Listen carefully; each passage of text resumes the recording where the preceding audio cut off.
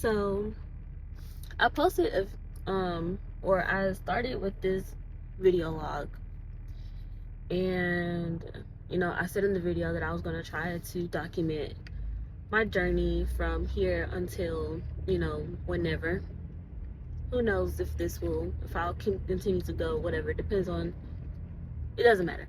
um and so it's been a couple of days since I've recorded that video, and crazy enough, life has blown into many other different pieces since that video. And so I feel like I have a lot more to document, because it all kind of goes together. And I don't know. I, again, like I said before, like I'm interested to see what what I'll look like in 3 months, or how I will feel in 3 months. Because right now, how I feel very I won't say overwhelmed, because I don't feel overwhelmed, but I do feel kind of like okay, there's this mountain, and now I've got to make it move. And it's testing me in faith. It's testing me in whether or not I really believe the things that I say. And I sometimes I feel like that's the point. Is the point of it all is to really see if I'm really about what I say I want to be about. And I'm about to find out. So I'm not going to get specific about like exactly what it is that I'm facing, but it's a financial thing. And so now I'm going to be on a financial tip for the next few months, as well as working on my project and working on like health and fitness. um I mean, at this point, I have like 5 different areas I'm going to be tackling um for the next few months, and I don't think that's a bad thing. I don't think that um having some key areas that I'm going to focus on is a bad thing. I'm just hoping that I'm not overwhelming myself with it, and I don't think I will. Like tonight, I'm supposed to be meeting with my sister, who's going to be helping me get myself together in some aspects of finances. We're going to be working on like credit, and we're going to be working on like making a plan of what to do with my money, and how to spend my time in the next couple of weeks.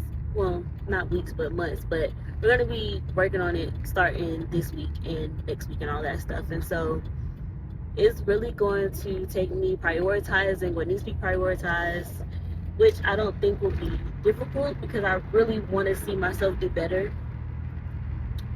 But it's going to take something, and that's just what it is. It's going to take a push. It's going to take some fight. And I feel like a lot of the things that I'm having to deal with now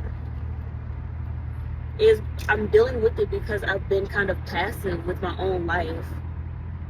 Like allowing other people to make the decisions for me, allowing myself to make decisions based on other people rather than based on what I needed or whatever, all in the sake of, putting others ahead of me. And while I don't think that's a bad thing, it's something that I'm called to do as a believer. I think I've just taken it a little bit too far in that aspect. And so while I will continue to, do as much as I can for other people, I'll just have to remember that I have to also be pouring into myself.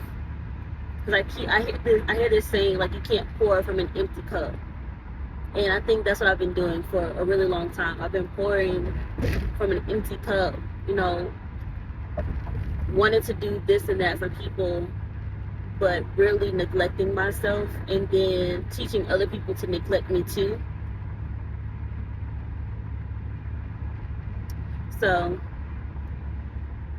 and crazy enough, I think all of that I'm experiencing, and all of that I'm going to have to be working on in the next few months, kind of goes along with the project that I'm working on, because I feel like a lot of the things that I allowed to happen I let happen based on where I was in my self-esteem, where I was in my confidence level, what I believed about myself to be true.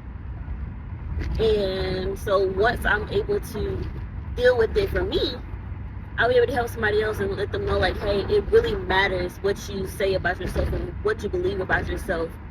And so I'm taking it on that. And now my mother is calling, so I'm gonna have to stop this and come back later. But that's where I am. Just you, but just women in general. We're so flexible. We carry so many different roles and expectations and da da da da da. And if you're not careful, you don't pour back into yourself. So you have to be kind of stern, kind of mean sometimes with your time. You have to be selfish, because if not, then it goes. So we're agreeing that 6 to 8 o'clock is no negotiation time. This is allocated time for this. Yeah. Okay. All right. So we got that done. So 6 to 8, no negotiation. And on weekends is 8 to 10. And weekend 8 to 10, no negotiation. That is busy time. So that's just something you have to communicate. Like, hey, look, I'm in self-development. Well, really, because you're in your boot camp, or you're on a new course, or however you want to put it.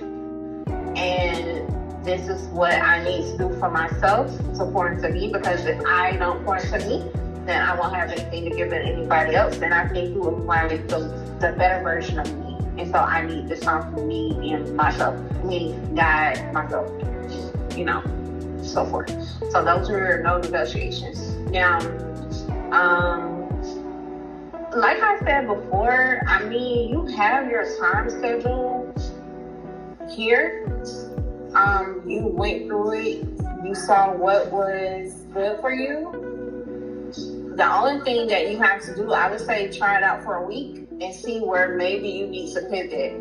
And then the reason why I asked you the question was to see what time frames do we need to add buffers into, where we can kind of calculate. We can go ahead and strategize for distractions to come in, so that we know how to kind of pivot around it. We're kind of like anticipating it, but we know how to maneuver around that distraction or that offset, so we can still factor that into the schedule to where we're not really off place in the schedule.